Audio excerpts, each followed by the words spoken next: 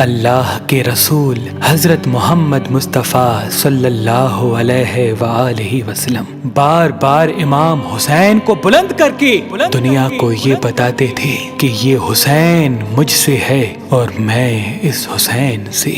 اے لوگو، اگر اس حسین پہ کوئی مشکل وقت آ جائے اور یہ تم سے مدد طلب کرے تو اس کا ساتھ دینا، کیونکہ یہ جنت کے جوانوں کا سردار ہے، میرا خون ہے، میری اولاد ہے۔ لیکن افسوس، ابھی رسول اللہ کی رحلت کو تھوڑا وقت ہی گزرا تھا کہ کربلا کے میدان میں ایک طرف 9 لاکھ کا مجمع تھا تو دوسری طرف وہ حسین جس کو اللہ کے رسول اپنے کندھوں پہ سوار کرتے تھے۔ امام حسین علیہ السلام اپنے نانا کی امت سے بار بار کہتے رہے کہ کیوں میرا رستہ روکا ہے؟ اے لوگو، پہچانو، میں تمہارے نبی کا نواسا ہوں۔ کیوں 3 دن سے میرے بچوں کو پیاسا رکھا ہے؟ کیوں میرے عزیز و اقارب کو شہید کیا ہے؟ بتاؤ، کیا میں نے رسول اللہ کی شریعت میں ترامیم کی ہے؟ کسی انسان کا حق کھایا ہے؟ کسی انسان پہ ظلم کیا ہے؟ اتنے میں فوج یزید ایک آواز میں کہنے لگی، اے حسین، ہم سب تجھے تیرے بابا علی کے بغض میں قتل کر رہے ہیں تاکہ یزید ہماری جھولیاں دولت سے بھر دے۔ امام حسین نے فرمایا، اے لوگو، آج جس اسلام کا علم تمہارے ہاتھوں میں بلند ہے، یہ علم میرے بابا علی نے بلند کیا، مت بھولنا۔ خیبر و خندق میں اگر علی نہ ہوتے تو اسلام کی فتح ناممکن تھی۔ وہ علی جس نے پوری زندگی اسلام کی تبلیغ کی، حق کو بلند کیا، رسول اللہ کی حفاظت کی، آج اس علی کو یہ اجر دے رہے ہو۔ اے لوگو، بتاؤ، اللہ کے رسول نے بار بار میرے بابا علی کا ہاتھ بلند کر کے فرمایا تھا کہ جہاں حق ہوگا وہاں علی ہوگا، جہاں علی ہوگا وہاں حق ہوگا، اور آج اس علی اور اولاد رسول کو یہ اجر دے رہے ہو۔ اتنے میں یزید کی فوج کے سپہ سالاروں نے دیکھا کہ کہیں فوج میں بغاوت نہ ہو جائے۔ اے شمر، کیا دیکھ رہے ہو؟ حملہ کرو۔ بس لاکھوں کی فوج نے جب رسول اللہ کے نواسے پہ حملہ کیا، امام حسین علیہ السلام نے اللہ کا نام لیا اور ذوالفقار کو نیام سے نکالا۔ تاریخ گواہ ہے، ایک طرف لاکھوں کا مجمع اور ایک طرف 3 دن کا بھوکا پیاسا حسین ابن علی۔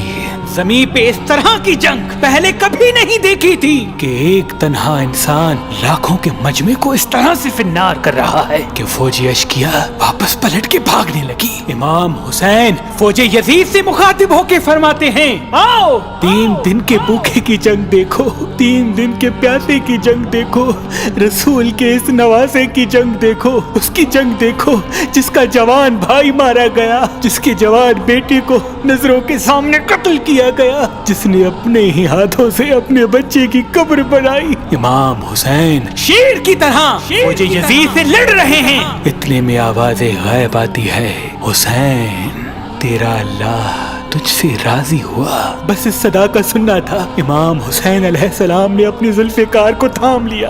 اتنی میں عمر بن سعد کہتا ہے، شمر، کیا دیکھ رہے ہو؟ یہ علی کا شیر ہے، اس کو مات دینا ناممکن ہے، جاؤ خیموں کو آگ لگا دو۔ بس کچھ ظالموں نے بیبیوں کے خیموں کو آگ لگا دی اور کچھ امام حسین کو دور سے تیر مارنے لگے۔ امام حسین کبھی بیبیوں کے خیموں کی طرف بڑھتے ہیں، کبھی فوج کی طرف جاتے ہیں۔ عمر بن سعد اور شمر نے فوج کو 4 حصوں میں تقسیم کر دیا اور یہ کہا کہ کوئی بھی حسین کے قریب نہ جائے، جس کے پاس جو چیز ہے وہ دور سے حسین کو مارے۔ جس کے پاس نیزہ تھا اس نے نیزہ مارا، جس کے پاس تیر تھے وہ تیر مارتا رہا، جس کے پاس برچیاں تھی وہ برچیاں مارنے لگا۔ تاریخ نے لکھا جس کے پاس مارنے کے لیے کچھ نہ تھا وہ کربلا کی گرم زمین سے مٹی اٹھا کے امام حسین کی طرف پھینکتا رہا۔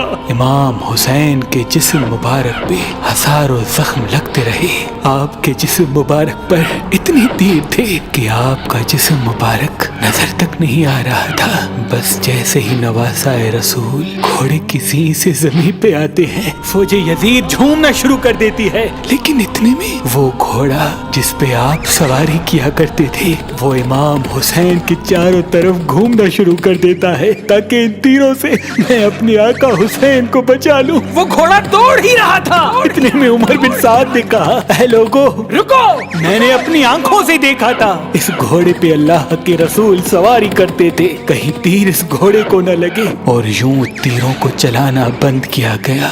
अफसोस है उन लोगों को उस घोड़े का तो एहतराम मालूम था जिस पे रसूल अल्लाह सवारी किया करते थे, लेकिन उस हुसैन का एहतराम भूल चुके जिनको अपने कंधों पे सवार करके उम्मत को दिखाया करते थे।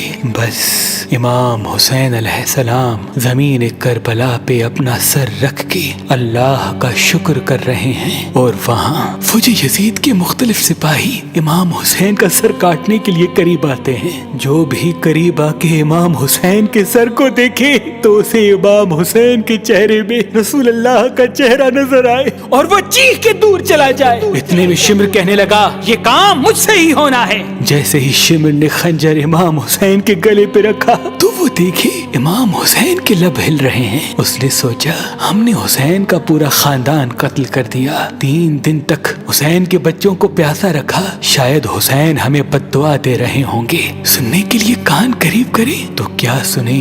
इमाम हुसैन अलैहिस्सलाम अल्लाह की दरबार में अल्लाह की नेमतों का शुक्र कर रहे हैं कि ऐ अल्लाह तेरा शुक्र है कि इस अजीम इम्तिहान के लिए तूने इस हुसैन को चुना। इतने में इमाम हुसैन ने आंखें खोली और शिमर से कहा, ऐ शिमर, क्या तू नहीं जानता मैं रसूल अल्लाह का नवासा हूँ, जन्नत का सरदार हूँ, हक पे हूँ, बेजुर्म हूँ। शिमर ने कहा, हाँ मुझे मालूम है। फिर आपने फरमाया, तो क्यों कत्ल कर रहे हो? शिमर ने कहा, ताकि यजीद मेरी झोली दुनियावी दौलत से भर दे। बस ये कहते कहते शिमर इमाम हुसैन का गला काटता रहा और फौजी यजीद मुसलसल झूमती रही। इमाम हुसैन के सर कलम होने के बाद सादात को लूटा गया। इमाम हुसैन के सर मुबारक को नोके सिना पे बुलंद कर दिया। बीबी सकीना को तमाचे मारने लगे। रसूल अल्लाह की नवासियों के सरों से चादर को लूट लिया और इमाम हुसैन के जिस्म मुबारक की तौहीन करने लगे।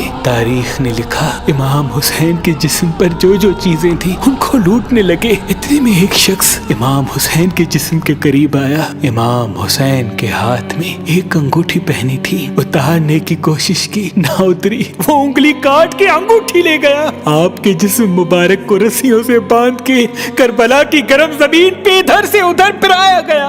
इतने में उमर बिन साद ने कहा, ऐ शिमर, हुसैन और उसके साथियों की लाश का वो हश्र करते हैं कि रहती दुनिया तक कोई भी यजीद के खिलाफ आवाज न उठाए। सबके जिस्म से सरों को काट लो और सबकी लाशों को पामाल कर दो। जमीन करबला गवाह है, कहीं से कोई कबीला उठ के आता है और कहता है कि हम हुर की लाश को पामाल होने नहीं देंगे। कहीं बीबी उम्मे लैला का कबीला आके कहता है कि हम अली अकबर का लाशा पामाल होने नहीं देंगे। कहीं बीबी रुबाब के कबाइल के लोग कहते हैं हम अली असगर का लाश पामाल होने नहीं देंगे। एक एक शहीद की लाश पामाल होने वाली जगह से हटाई गई।